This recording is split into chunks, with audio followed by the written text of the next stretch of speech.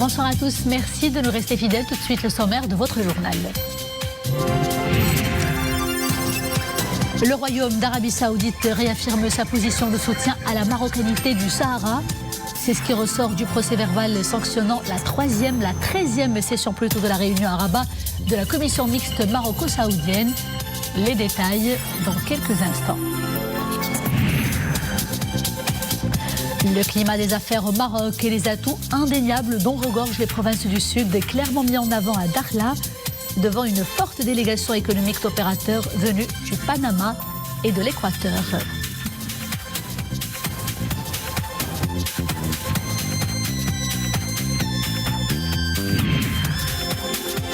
Le Maroc, le potentiel d'un changement transformateur, c'est l'intitulé du nouveau livre de l'auteur essayiste marocain Nordine Houbed, qui sera en direct avec nous depuis Genève. L'auteur met en lumière le progrès et le développement du Maroc sous le leadership de Sa Majesté le Roi Mohamed VI.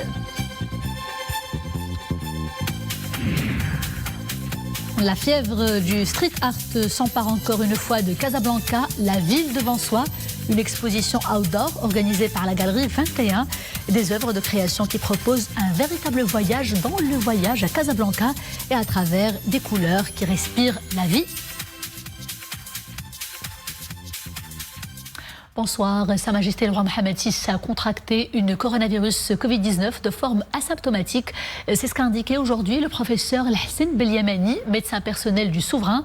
Par conséquent, le médecin a prescrit une période de repos de Sa Majesté le Roi Mohamed VI durant quelques jours, indique un communiqué du professeur Hassan Belyamani, médecin personnel de Sa Majesté le Roi. Que Dieu préserve Sa Majesté le Roi, lui accorde prompt rétablissement et le comble des biens santé. Un conseil de gouvernement s'est tenu aujourd'hui sous la présidence du chef du gouvernement, Aziz Arnouch. Parmi les projets de loi adoptés, celui relatif aux zones industrielles. Ce projet vise la mise en place d'un cadre juridique permettant d'accompagner leur développement. Notez aussi l'adoption du projet de décret relatif à l'application du Code des douanes et des impôts indirects relevant de l'administration des douanes et des impôts indirects. Adoption aussi d'un projet de décret portant statut général de la fonction publique relatif au détachement et à l'intégration des fonctionnaires détachés. Le Conseil de gouvernement réuni aujourd'hui sous la présidence de Aziz Arnouch a aussi approuvé le projet de décret relatif à l'organisation du prix national du théâtre. Le Royaume d'Arabie Saoudite réaffirme sa position de soutien à la marocanité du Sahara. C'est ce qui ressort du procès verbal sanctionnant la 13e session de la réunion à Rabat de la commission commission mixte donc maroco-saoudienne. Le procès verbal indique que l'Arabie Saoudite soutient également les efforts entrepris par le Royaume du Maroc, et cela pour trouver une solution politique réaliste basée sur le compromis, sur la base des résolutions pertinentes du Conseil de sécurité et sous la supervision du secrétaire général des Nations Unies. Les développements tout de suite en compagnie de Mohamed Elchkar. Les travaux de cette 13e session de la commission mixte maroco-saoudienne ont permis l'élaboration des moutures finales de plusieurs textes juridiques et accords liés à divers domaines de la coopération bilatérale, commerce, industrie, finance, énergie, environnement ou encore tourisme. Le constat de la commission mixte est clair, les investissements économiques et commerciaux restent pour le moment en deçà des opportunités disponibles. Au plan politique, le procès-verbal de cette 13e session souligne que la partie marocaine réitère sa solidarité absolue avec le Royaume d'Arabie Saoudite et son soutien continu à toutes les mesures que le pays prend pour protéger sa sécurité, sa stabilité et la sûreté de ses territoires, ses citoyens et les résidents.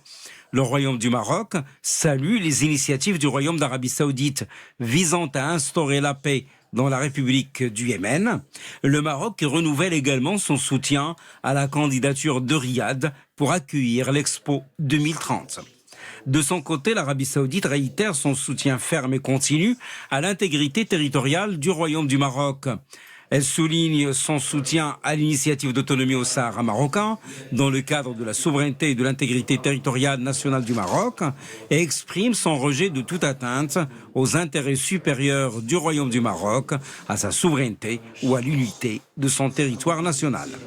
Le procès-verbal de cette 13e session de la commission mixte précise ensuite que la tenue de cette réunion vient refléter le haut niveau des relations solides de fraternité unissant le Royaume du Maroc et le Royaume d'Arabie Saoudite, ainsi que les liens d'affection sincère liant les chefs d'État des deux pays, Sa Majesté le roi Mohammed VI et son frère, le serviteur des lieux saints de l'islam, le roi Salman Ben Abdelaziz Al Saoud. Le procès-verbal ajoute que le Royaume d'Arabie Saoudite salue les efforts continus déployés par Sa Majesté le roi Mohammed VI, président du comité Al-Quds, visant à défendre la ville d'Al-Quds Sharif et ses habitants, à préserver son identité civilisationnelle et à protéger son statut en tant que symbole de tolérance et de coexistence entre les différentes religions monothéistes. Le Royaume d'Arabie Saoudite qui se félicite également des projets à vocation humanitaire et sociale de l'agence Beit Mal Al-Quds Sharif visant à maintenir la présence des Mardissi à Al-Quds et à soutenir leur résistance. La sécurité, la stabilité, la mobilité sûre des personnes et des marchandises vers l'Afrique subsaharienne étant d'avantages fiscaux, les potentialités d'investissement dans les provinces du Sud sont stimulants et le climat des affaires attractif dans les 3 régions du Sahara marocain a été mis en avant devant une forte délégation économique panaméenne et équatorienne en visite à Dakhla actuellement. Boubkir Ben Ghabrit pour les précisions. Dakhla, hub d'investissement par excellence. Les atouts économiques et les opportunités d'investissement attirent aujourd'hui les hommes d'affaires du Panama. Dakhla et sa région sont au cœur d'un ambitieux programme de développement des provinces du Sud, pour ne citer que le projet d'un port atlantique, la double voie express Tiznit-Dakhla ou encore de multiples chantiers de valorisation des produits de la mer et des potentialités touristiques. Nous sommes venus avec une importante délégation dans le but de partager l'expérience du Maroc dans le domaine économique. Nous avons été très touchés par l'hospitalité marocaine. Nous avons été très impressionnés par les réalisations que nous avons pu observer durant notre visite. Le renforcement des relations avec l'Amérique latine et l'Amérique du Sud représente une dimension stratégique pour l'intérêt que porte le Maroc à la question de la coopération Sud-Sud. Une forte délégation équatorienne s'est également rendue à Dakhla et a salué à cet effet les efforts déployés par le Maroc pour le développement des provinces du Sud du Royaume. Nous remercions le Maroc pour cette invitation qui permet de renforcer les liens entre nos deux pays, le Maroc et l'Équateur. Nous tenons également à vous remercier pour votre grande hospitalité. Les 2 délégations équatoriennes et panaméennes ont exprimé leur admiration quant aux progrès réalisés par le Maroc dans le domaine technologique, la consécration des droits sociaux, l'amélioration de la qualité de vie des Marocains et bien d'autres acquis. Cap sur Genève, où se déroulent les travaux de la 50e session du Conseil onusien des droits de l'homme. Le groupe de soutien à l'intégrité territoriale du Maroc, composé de 34 États, a réaffirmé cette semaine son appui à la souveraineté pleine et entière du Royaume du Maroc sur ses provinces du Sud et aux efforts sérieux qu'il déploie pour le règlement du conflit autour du Sahara marocain. Écoutons à ce propos un extrait prononcé donc au nom de ce groupe par l'ambassadeur Sultan Chouzour, représentant permanent des Comores à Genève. Monsieur le Président, je prononce cette déclaration dont la version intégrale sera mise en extranet au nom d'un groupe de 34 États qui soutiennent la souveraineté pleine et entière du Maroc sur ses provinces sahariennes. Le groupe se félicite de l'ouverture de nombreux consulats généraux dans les villes de Dakhla et Laayoune et considère que la question du Sahara est un différend politique traité par le Conseil de sécurité qui reconnaît la prééminence, la crédibilité et le sérieux de l'initiative d'autonomie présentée par le Maroc.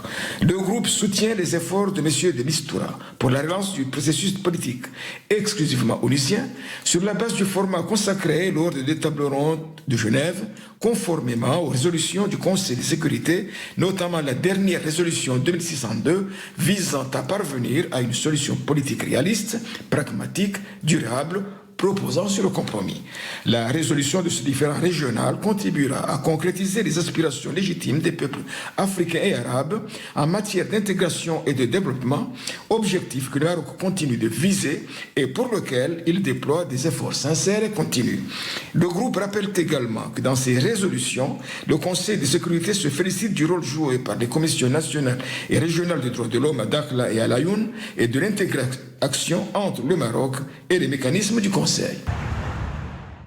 Et restons à Genève pour parler de ce nouveau livre, Le Maroc, le potentiel d'un changement transformateur. C'est l'intitulé du nouveau livre de notre concitoyen Nourdine Oubed. Le livre a été présenté hier soir à Genève, donc, par son auteur, qui est un spécialiste maroco-suisse en développement. L'ouvrage se veut une contribution citoyenne qui met en lumière le progrès et le développement du Maroc sous le leadership de Sa Majesté le roi Mohamed VI pendant ces 20 dernières années. Myriam El-Missi pour le commentaire. C'est l'histoire d'un royaume prospère, d'une terre de progrès et de grandes réformes que retrace Nourdine Oubed. Le spécialiste maroco-suisse en développement ponctue son récit de dates et d'événements qui font le rayonnement du Maroc d'aujourd'hui, un diagnostic lucide d'un pays en marche. J'étais témoin des changements qui étaient réalisés dans le Maroc depuis que j'ai quitté le Maroc il y a 30 ans en arrière maintenant. Et aujourd'hui, grâce à Sa Majesté le Roi, la vision royale qui a permis à mettre le Maroc dans la phase du décollage. Et je pense que le Maroc il va amener avec lui aussi le développement de l'Afrique. Nourri d'un profond attachement citoyen, l'auteur prend le pouls d'une société et d'un pays, son pays qu'il visite régulièrement depuis 30 ans.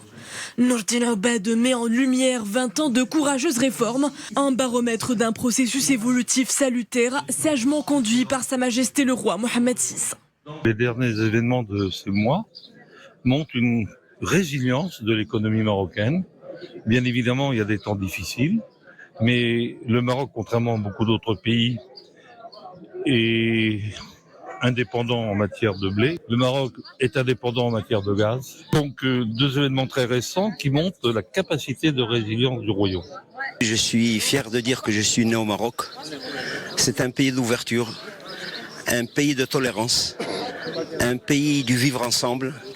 Et je voudrais souhaiter au Maroc, mais tout d'abord à notre roi, à Sa Majesté le roi Mohamed VI, la conférence a donné lieu à de riches échanges sur les progrès accomplis au Maroc dans les différents domaines, ainsi que les atouts et les perspectives de croissance dans le royaume.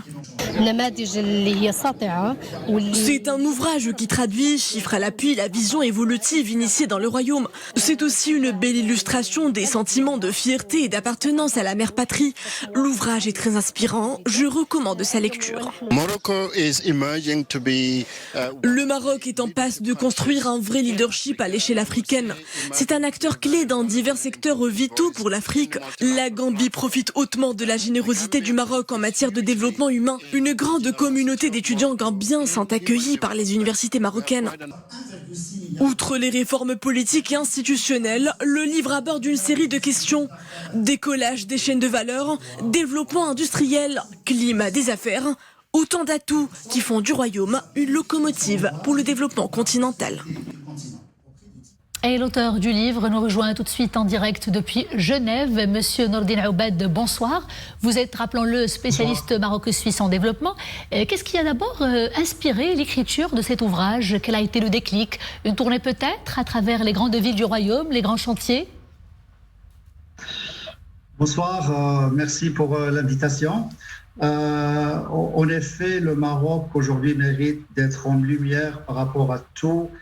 Les réalisations et tous les efforts qui ont été dans la vision royale de Sa Majesté pour le décollage, comme je le décris dans mon livre, le décollage du Maroc.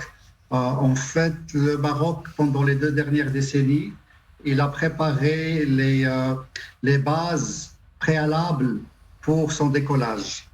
Et dire principalement que les 2 dernières années, elles étaient décisives dans le développement du Maroc, aussi bien au niveau institutionnel, avec les réformes majeures, bien sûr, pour la création d'un Maroc moderne et d'une monarchie constitutionnelle aussi démocratique que possible, qu'au niveau environnemental, social et économique. Monsieur Obaid, vous avez adopté une approche originale, voire singulière. Vous conjuguez le global ou sectoriel pour mettre en avant les grandes réalisations constatées sur le terrain. Vous parlez même, et vous venez de le préciser, d'une étape de décollage. Veuillez préciser comment avez-vous suivi ce cheminement pour mettre tout ça, résumer tout ça sur papier dans un ouvrage comme celui-ci. En fait, c'est un travail d'Alain de quelques années. En fait, mon expérience de vivre aussi dans un pays comme la Suisse, un pays qui n'a pas de ressources naturelles et qui a réussi à arriver à un niveau de développement de haut niveau, m'a permis de faire aussi des études et des recherches sur les pays qui étaient au niveau du Maroc il y a 30 ans en arrière et aujourd'hui sont arrivés à un niveau de développement de haut niveau. Je parle effectivement de l'exemple des pays de l'Asie, les dragons qui sont Hong Kong, Singapour, la Corée du Sud, et les tigres, la Malaisie. Et puis j'ai fait une étude comparative. Et j'ai trouvé que le Maroc, il est vraiment dans cette étape du décollage, comme ils étaient ces pays il y a 30 ans en arrière. Et il est vraiment dans la bonne voie et le bon chemin. En fait, j'ai apporté une approche scientifique. Je suis ingénieur de formation, donc j'ai essayé de mettre une approche scientifique pour voir vraiment les démarches et le travail qu'il a effectué le Maroc pendant ces 20 dernières années. Et il est vraiment dans la phase aujourd'hui du décollage. Il a vraiment préparé la base d'un pays pour être un pays développé. Et ça, c'est selon aussi la vision royale, parce que dans mon livre aussi, je parle de la vision royale et plutôt la mise en œuvre de cette vision qui a permis au Maroc d'arriver à ce qu'il est aujourd'hui. Et j'insiste aussi, je parle beaucoup que le Maroc, il peut apporter avec lui, créer une synergie pour l'Afrique, pour pouvoir amener un développement africain sur le continent. Très bien. Et l'Afrique, on va justement en parler. Et cette approche, comme vous le dites, elle est globale, scientifique, mais aussi holistique. Et vous touchez dans ce livre à plusieurs domaines. Et tout cela en mettant en avant les atouts dont dispose le Maroc pour jouer un rôle de locomotive pour une co-émergence harmonieuse du continent africain. Quels sont les premiers échos en Afrique peut-être, et puis même en Suisse, où vous avez présenté le livre hier. Nous avons écouté tout à l'heure des déclarations pendant le reportage. Mais encore, qu'est-ce qui vous a été dit concernant cet ouvrage jusqu'ici, Monsieur Obaid? Excusez-moi, je n'ai pas très bien entendu. Excusez-moi, juste la dernière. Quels sont les premiers échos, les premiers feedbacks, les premiers commentaires par rapport à ce livre? Nous avons écouté il y a quelques instants quelques déclarations pendant le reportage. Mais encore, qu'est-ce qui vous a été partagé? Qu'est-ce qui vous a été dit comme commentaire parmi les gens qui ont eu l'occasion de découvrir l'ouvrage, de le lire? Alors, il y a cette démarche un peu, je dirais, pragmatique, qui démontre quand même les atouts que le Maroc il a pour jouer le rôle de locomotive pour une coémergence harmonieuse du continent. Et le fait qu'il soit un hub industriel, c'est-à-dire les remarques que j'ai eues, c'est que les gens ils réalisent que c'est vraiment un hub industriel d'intégration qui diffuse des opportunités d'investissement intégrées et complémentaires entre l'Afrique et le reste du monde. Ça vraiment donné, il y avait beaucoup de gens, même des gens de l'Occident, des Suisses, qui ne comprenaient pas les mécanismes du développement. Et ce qui était original aussi, c'est d'apporter cette étude scientifique d'un économiste qui parle des étapes de la croissance économique et qui classe, c'est-à-dire ces étapes, il classe vraiment le Maroc dans la 3e phase, avant qu'il arrive bientôt, Inch'Allah, sur un niveau de développement voulu et souhaité par Sa Majesté et par les Marocains. Donc livre écrit avec une méthodologie académique, mais aussi avec un regard de droit, un regard d'expert. Merci beaucoup, Monsieur Obaid. Je remercie à vous. À présent, le bulletin quotidien du Covid-19, un total de 1568 nouveaux cas enregistrés au Maroc pendant ces dernières 24 heures et aucun nouveau décès, fort heureusement. Les cas actifs sont au nombre de 8560, alors que les cas sévères ou critiques ont atteint 12 pendant ces dernières 24 heures toujours, portant leur total à 47. Pour ce qui est du taux d'occupation des lits de réanimation, eh bien, il se situe à 0,9%. Restant prudent et maintenant les gestes barrières. L'intelligence artificielle, le métaverse et les défis liés à l'ère du tout numérique au cœur d'une conférence organisée à Rabat par ISESCO, l'Organisation islamique pour l'éducation, les sciences et la culture. Les jeunes sont au premier plan, ils sont fortement impliqués afin d'apporter leur pierre à l'édifice et bâtir un avenir prospère et sûr en prenant en compte les réalités virtuelles mais aussi actuelles. Hassan Silla et Mariam El-Missi. Dans un monde en perpétuelle mouvance, les jeunes universitaires prennent place dans les tables décisionnelles. Les métiers de demain n'existent toujours pas aujourd'hui. Ces transformations dans le marché du travail sont notamment causées par le développement de l'univers virtuel. Comment l'intelligence artificielle impacte-t-elle la jeunesse de demain ? L'intelligence artificielle, évidemment, c'est une technique d'aujourd'hui, mais c'est une technique qui a un grand impact encore pour demain. Ça impacte la jeunesse particulièrement, puisque on a aujourd'hui des applications qui entrent dans toutes les parties de notre vie et les jeunes sont particulièrement touchés par le déploiement de ces applications. Au premier plan de cette conférence d'envergure, des jeunes universitaires sont amenés à débattre sur les enjeux et les possibilités d'avenir reliées à ces réseaux d'environnement virtuel. On est très heureux d'être ici à l'ISESCO, vu que c'est l'année de la jeunesse 2022. Donc aujourd'hui, on a organisé au Centre de prospective stratégique une série de workshops au profit des jeunes afin d'améliorer l'accès des jeunes aux opportunités et surtout aux opportunités du futur. 100% des métiers de demain n'existent pas aujourd'hui. C'est terrible. Et aujourd'hui, nous autres aussi, moi j'ai une autre casquette de professeur, nous sommes en train d'enseigner à nos étudiants avec des techniques et des méthodes qui datent de 20 ans. Alors que l'homme de demain, il va être en exercice dans 20 ans, il aura un retard de 40 ans. Bien que les transformations dans l'univers de l'intelligence artificielle posent un défi de taille quant à son adaptation dans les différentes sphères de notre société, l'engagement des jeunes dans la recherche de solutions apporte un réel vent de fraîcheur. Et justement, un vent de fraîcheur souffle actuellement sur la ville de Casablanca avec cette exposition collective baptisée La ville devant soi. Elle est organisée par la galerie 21 de Casablanca. Les organisateurs n'ont pas imposé en fait ni fil rouge, ni fil conducteur, ni consignes réductrices aux artistes. Ces derniers ont laissé libre cours à leur imagination et à leur esprit vagabond. Résultat, des œuvres qui enlacent réalisme, forme géométrique, des portraits empreints de poésie et une belle palette chromatique. Abdelrahman Ziyen et Dominique Orlando. La rue, par principe, est un espace ouvert où l'on se déplace librement, où l'on pense et respire également presque sans véritable contrainte. C'est en tout cas ce que nous disent ces street artistes au nombre de 16 qui ont été conviés à cette exposition. Écoutez, dans le street art et dans le pop art, il n'y a pas réellement de technique, de règles. On s'éclate comme on veut, on s'exprime comme on veut, et c'est ça l'avantage du street art. Il y a pas mal de chemins que tu peux prendre sur le street art. Tu peux changer pas mal de techniques et même support. Tu peux travailler sur du bois, comme sur le mur, comme sur une toile. Tout ça, ça reste en fait une plateforme pour créer. Moi, en fait, je travaille sur des timbres. Ça m'intéresse un peu les supports graphiques comme les affiches, les timbres, les cartes postales, etc. Et dernièrement, j'ai commencé à faire des murs en forme de timbre. Bien d'autres chemins sont ici empruntés pour donner un tout autre relief à cette discipline artistique qui puise son essence au cœur même du brouhaha urbain. À l'école des Beaux-Arts où j'ai étudié, il y avait un atelier consacré au recyclage. Les professeurs nous ont demandé de travailler sur des objets qui ne sont plus utilisés de nos jours. J'y ai réfléchi et ce sont les cassettes audio qui se sont imposées à moi comme support. C'est là-dessus que j'ai dessiné et peint ces portraits. Ce qu'il y a de bien dans cette exposition, c'est qu'aucune des œuvres exposées par l'un ne ressemble à celle proposée par l'autre. Aucun embouteillage donc, plutôt une cacophonie joyeuse et très colorée. Et c'est cette parenthèse colorée qui clôt ce journal. Merci d'avoir été des nôtres. Je vous dis à bientôt, toujours avec grand plaisir. D'ici là, portez-vous bien.